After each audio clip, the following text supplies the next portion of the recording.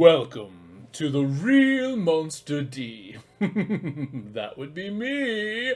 And they have arrived at last. Yes.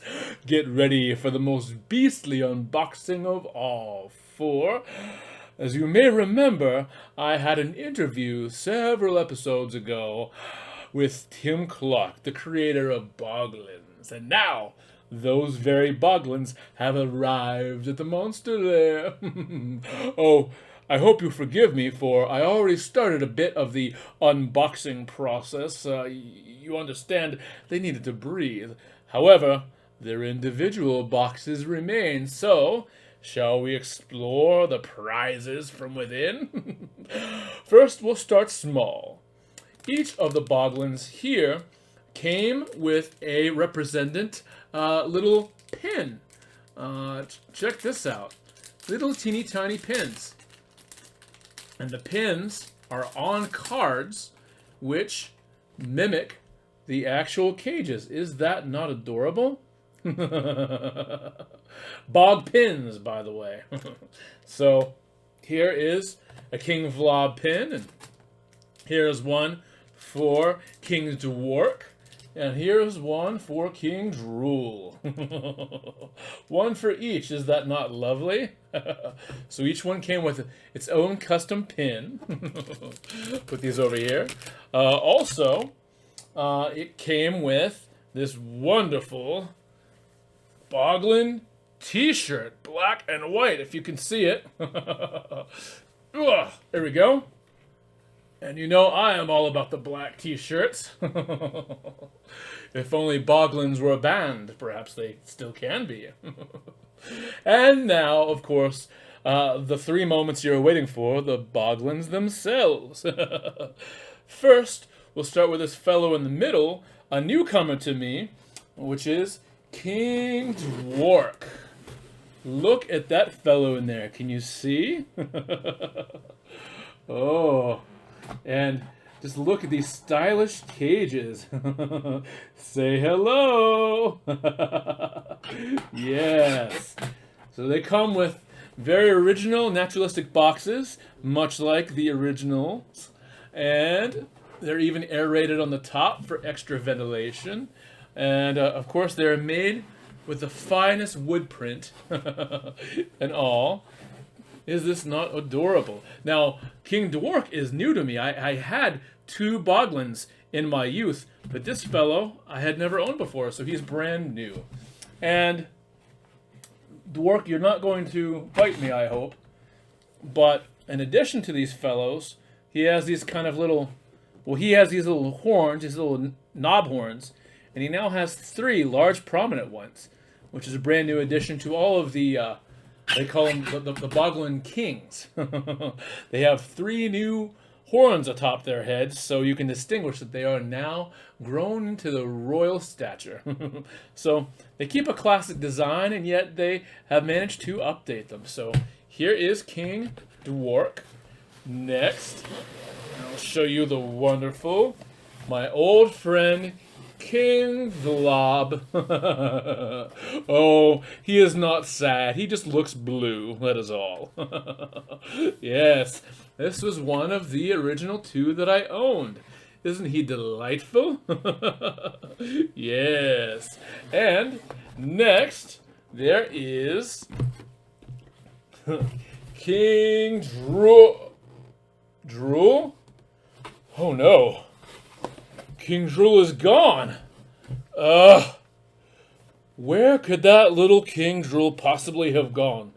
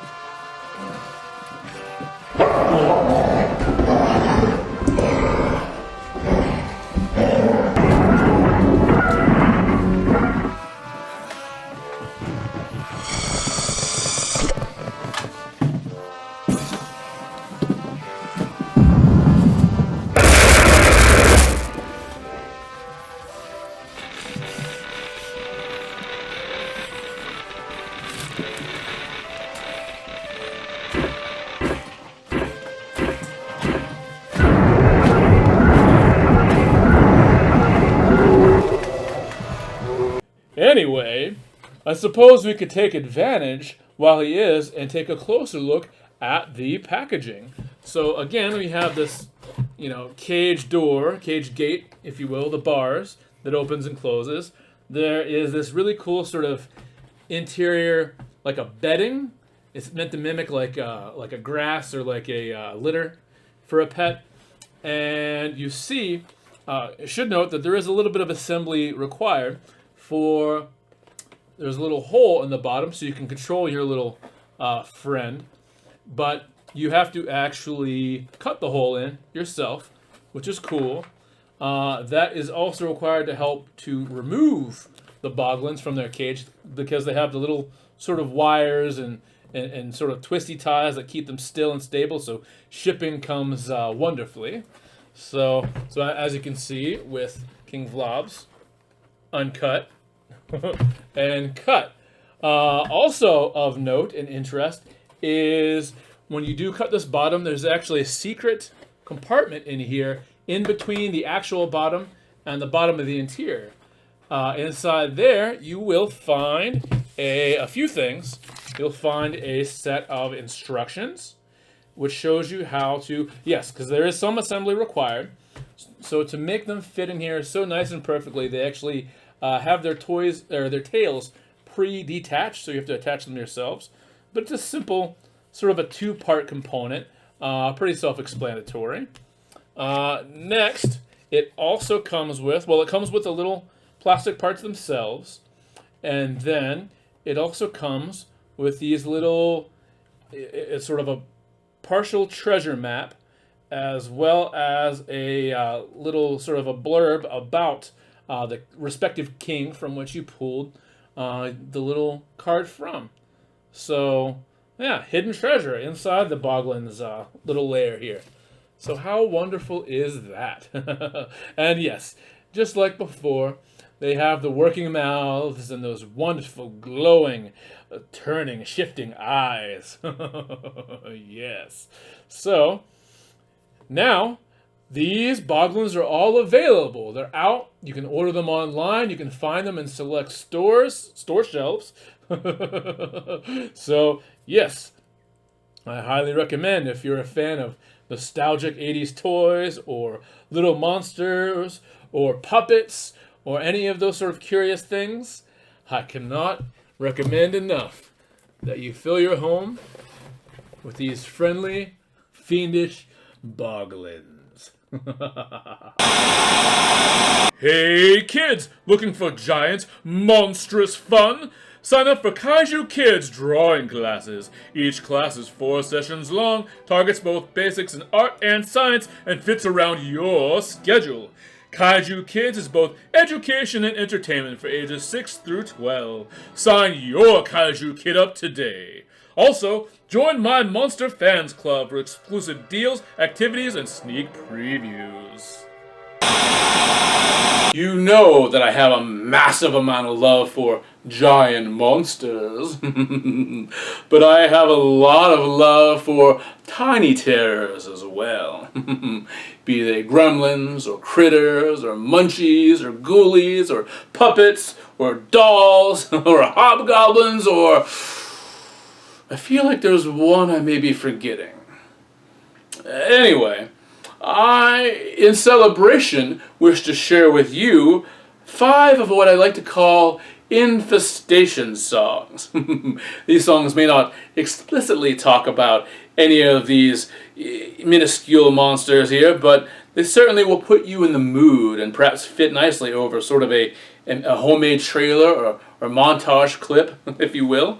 So let me share.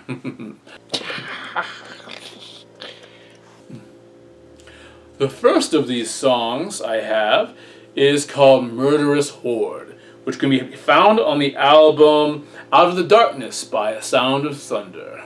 I love this one because there's a nice, slow, creepy build, and then it just unleashes, just lets loose with monsters attacking and biting and eating everything in their path.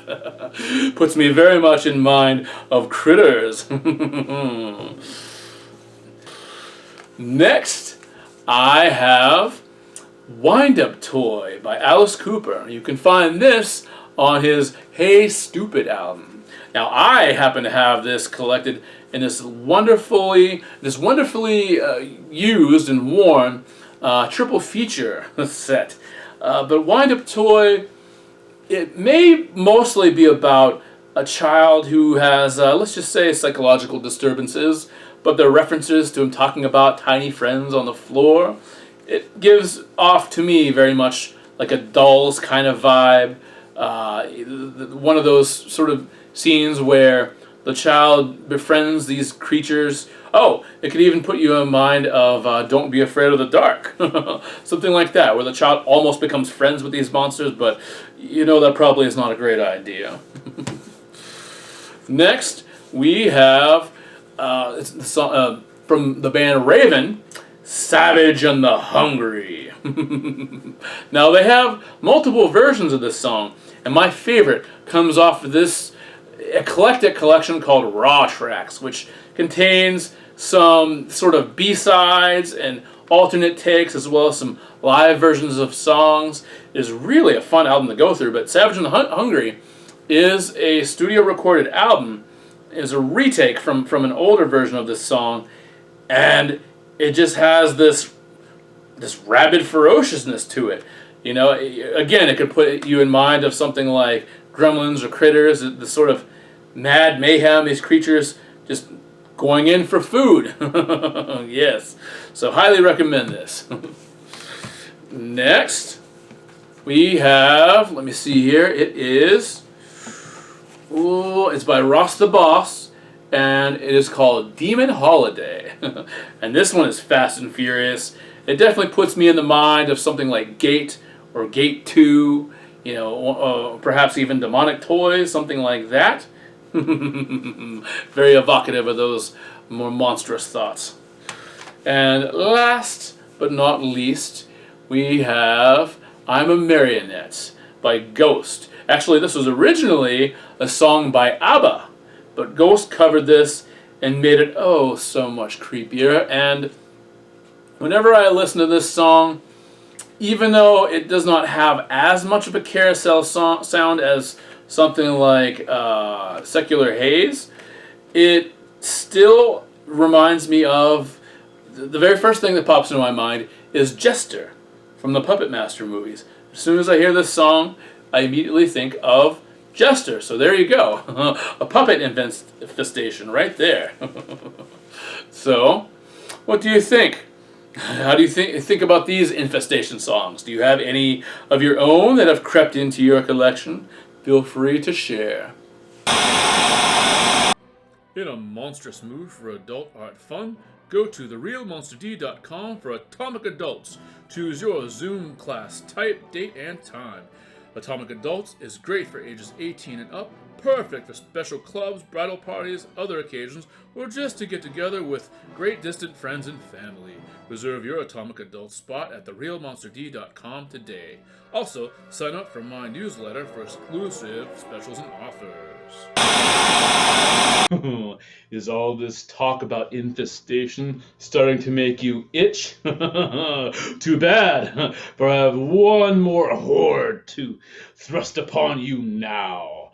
For in today's drawing challenge, I am going to draw an infestation of monsters. Yes, I'm going to attempt to recreate, through a very clever trick, a way to simplify and quickly create a sort of perspective trick to get a whole bunch of monsters on a page in line and have it make sense visually. And I'm going to attempt to do so in 5 minutes or less. So, shall we begin?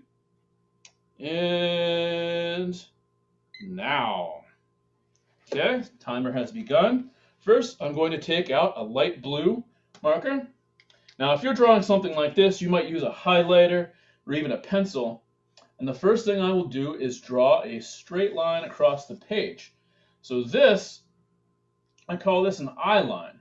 So if you're making a bunch of people, or it could be buildings or anything that are roughly the same height, you lay their eyes on that line, and no matter how big they are, or how far and back they are, they remain the same size. So let me start. But in this case, I'm not going by the eyes. Rather, I'm going by the middle of the mouth, because this is infestation time. So we're going to get a creature that has big, pointy, nasty teeth. Creature itself might actually be relatively small, but the teeth will be quite significant. Yes. So there we go. So I'm just going to keep this quite simple. A lot of these sort of infestation monsters wind up being relatively simple anyway, right? So there we go. So we have that. And then I'll do another one. So they overlap. So the other one I'm going to make a little bit smaller. Put the line down there. Maybe do it at an angle, like it's going another direction, because these creatures tend to go any which way they can, right? So here we go. So we have that.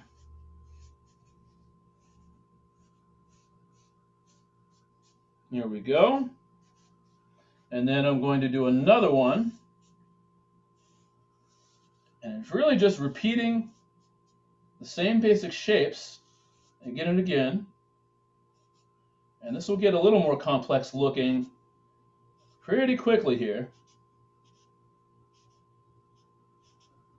And we can deal with some of those details later. And then, with a lighter line, I put one in the back. See, look at that. And then I put another one in the back over here. Look at that. See? Just gradually make them smaller. And then eventually, you just have these little bumps. It's really just creating like some upside down U's. And yet, your eyes, your mind, will fill in all the details for you. So you think, wow, there's a whole lot of creatures there. And then if you want, every once in a while, you can have one sort of pop up. Maybe it's doing some kind of weird, wacky pose back there. Maybe you could have one pop up way in the back. Like that. Another tiny one way in the back. And just keep going until you sort of run out of those little sort of crevices in between them. See? So there we go. And then come back to the one in the front. Darken those lines. Really make him pop out, stand out. Become a star, a monstar. There we go. Some prominent lines. Here we go.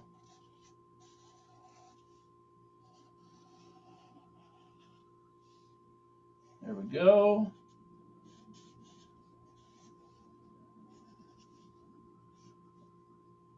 And then I can start thinking about what the inside of the mouth looks like. It could be really simple. It could be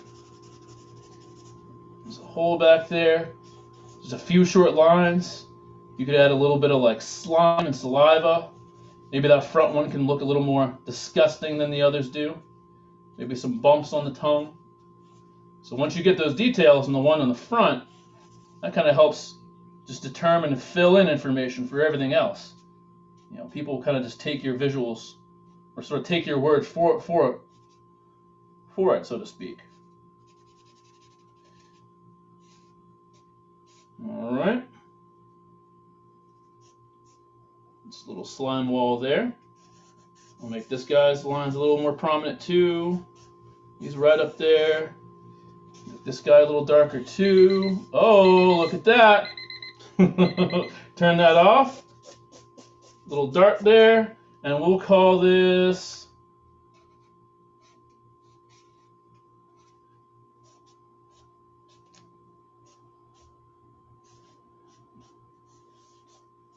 eaters. If it's going to be about an infestation, it has to have one of those names, right? It's a simple, silly word in plural. So you know there's a bunch of them. Munchies, gremlins, critters, eaters. Oh, and let me sign it. So there we go. What do you think? A fun little trick for a little bit of perspective and a whole lot of crunch and munch.